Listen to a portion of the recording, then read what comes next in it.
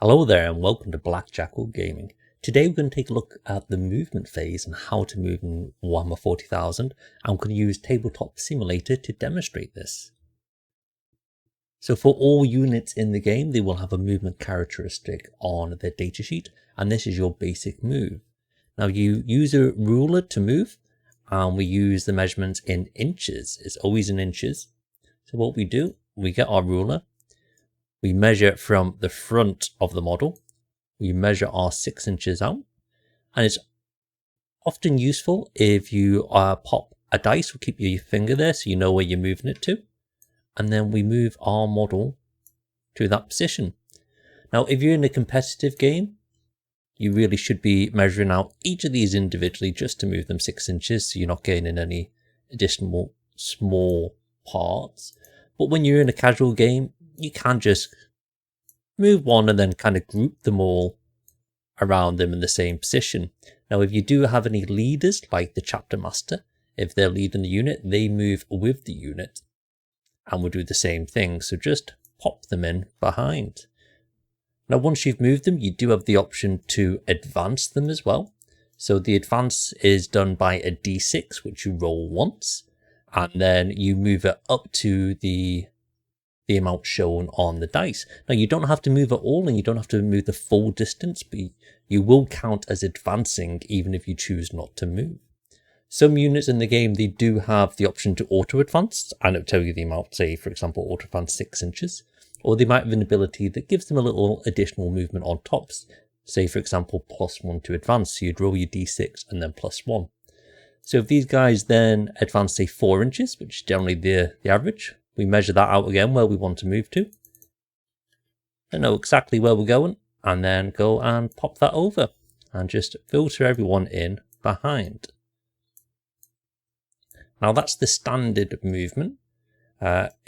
It's beneficial to bear in mind that units with the infantry keyword, the models, they can breach through ruins, so they can move through these walls like they don't exist. But vehicles and the likes of them, they can only enter through spaces that they can go through. So you can see this land speeder cannot fit through, so they would have to go through this side, killing one of the models in the process.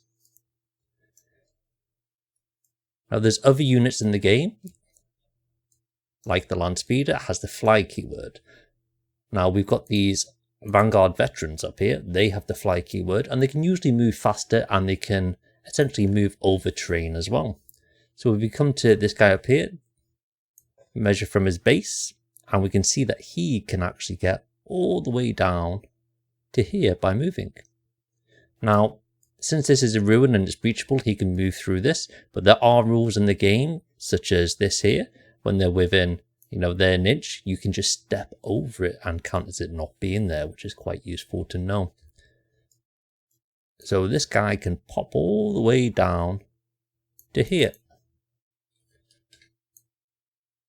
getting a lot of movement.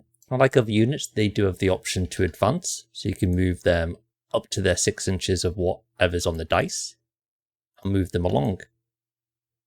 It was important to bear in mind that things need to stay within unit cohesion. So you've got to make sure that they're all within 2 inches horizontally or 5 inches vertically of each other. So for example, if you had these over here, you could have these all within their 2 inches. And then you could place some up here as well, because they will be within the 5 inches vertically of these models. So they will be in unit coherence still. Now, other units, such as the Walker over here, the Dreadnought, cannot breach through this ruin. It would have to walk around. So it would have to go all the way here, and then the rest of its movements just to get inside of this ruin, which is not the best way to enter ruins. Really, you have to go the long way around. You want to plan your movement beforehand. Now, another key part to remember about units with fly, even though they can fly over things, they can't just ignore the terrain as it is. So if we've got this model here, we'll take another one. So we've got these just next to each other.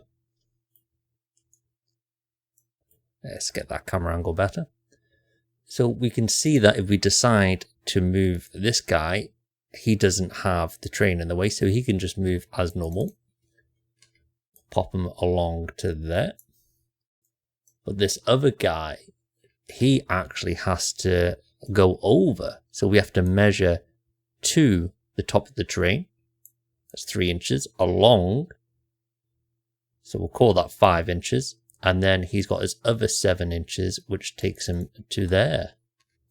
So he actually ends up further behind than this guy because he has to move on top of it, across and then down, rather than just straight across. So you do lose some movement, but if you bear in mind where they've moved from, if this guy was to move his normal 6 inches, he's only getting to there. So you are gaining more distance over them just by having the fly keyword than you would with just this guy. And when you got to bear in mind, if this guy's here as well and he's got to walk all the way around, you're then going 3 inches to there, 3 inches to there. So he's not made any distance at all in comparison to this guy, that even if he didn't have the additional movement, his 6 inches would take him on top of here rather than walking all the way around. There's some other special movements in the game to consider. We come to the scouts. So they have the scouts keyword.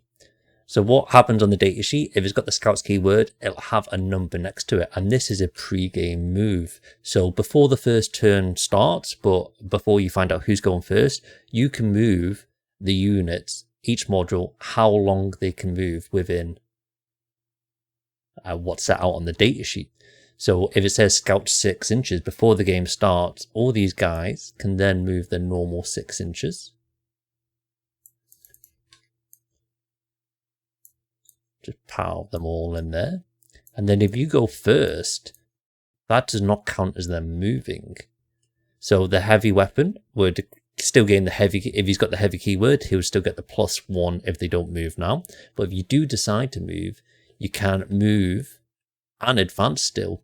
So say you want to move the normal 6 inches and you advance, say 3 inches this time. It's going to put you here. So where you bear in mind that before the game started, these guys were over here. And now, at the end of your first turn, you've moved with your scout move, you've moved normally, and then you've advanced. And this unit that shouldn't really be that fast has now covered a vast amount of the tabletop, which is really handy to do. So just to reiterate again, when you are moving, make sure you measure from the front of the base. Otherwise, you would be gaining a little bit of distance that you might not otherwise. So if we take these two and have them neck by neck, and it's very easy to forget where you've measured from. So we've measured from the front for him. He's going to go to there. And now this guy, well, what happened if we measured from the back? Or we measured from the front? We thought we measured from the back, so we should go there. But then we thought he measured from the back, so we just put him at the back. You can see he's actually gained a whole inch there. And if you do that throughout the game, just by not consistently measuring from the same place, you can end up with a lot of additional movement, especially if you bear in mind advanced movements. If you advance every turn and move every turn, and you've got the scout move, you're looking at an additional 11 inches that you shouldn't have had. So always make sure that you're measuring from the front of the base when you're moving. Now, some models, some tanks will have a base on, and they'll say on the datasheet usually whether you need to measure from the base or the hull. Generally, it's from the hull. So you would measure, if you're moving this guy, you do your normal movement, however far you want to go, your 8 inches from the front, and you'd end on the front. Now, there is a pivot value that you can do. If this guy wants to come this way, you would have to pivot. Now, you only pay for the first 2 inches of your pivot, so you can pivot up to 2 inches that way, which is more than enough. So if we're pivoting to here, we'll just pick him up and spin him round. Obviously easier to do when you've got it. So if this guy moves 10 inches, we've pivoted our 2 inches, and we can then move 8 inches to here.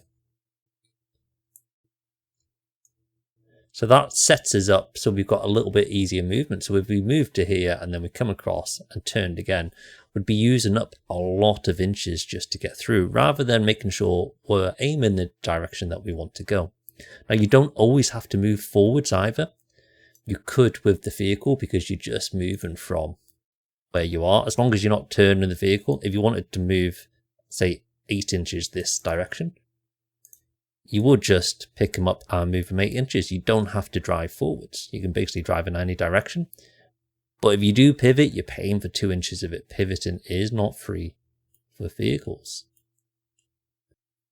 But when it does come to vehicles, beforehand, if you want to go around the map and just have a look to see if anything fits, generally if a base fits through, you can make it through. But if you do have stuff hanging out, like the little weapons on the side and the boosters, if they're not going to fit, you cannot fit. There's some models like Primarchs that have it built into the rules for the game where their little sticky outy bits don't count. But if you're not on that list, then you would not be able to make it through this doorway, because the base might squeeze through, but you're going to be knocking the side. And another thing to bear in mind is when you're moving near the edge of the game, you cannot go off the edge of the game. The base has to stay on the board at all times. If there's no space for you to move past without you going like that, then you cannot go past. That kind of comes into play as well when you've got an enemy model. You cannot move within engagement range of them. So if you're wanting to move through this gap here, you can only move through if you're not in engagement range on each side. So this guy's 0.7 that side, and you're going to be a ½ inch there. So he would be unable to move in because you cannot move within an inch of a model. So if these were further apart, and then you had that inch space either side to get through, still not quite. If they were further apart and you've got that inch, then you are free to move in between this gap. But if they're slightly closer together, there is no way for you to move through. And that comes into play more often when there be something in the way. Like if we're over here and this guy wants to get through, say for example you've got an objective there and this guy wants to get through here, as long as he doesn't fall over, there we go. Because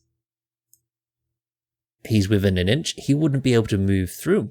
So he would actually have to move all the way around, keeping that inch, which is creating a lot of extra distance for him to move.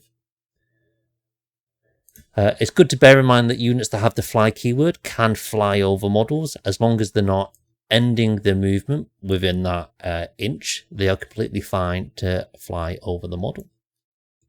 So that's movement covered. There's a couple of other movement orientated things, but that's mainly built into the charge phase or falling back as well. So we'll cover that because falling back kind of comes in combat as well. So we'll cover that next time when we go over charges, because you have your charge, your pile in, your consolidation, and then your falling back as well, which kind of all go together. If you like the video, make sure you hit the like button. Subscribe to the channel to see all future content. Check out these other videos, and I'll see you next time.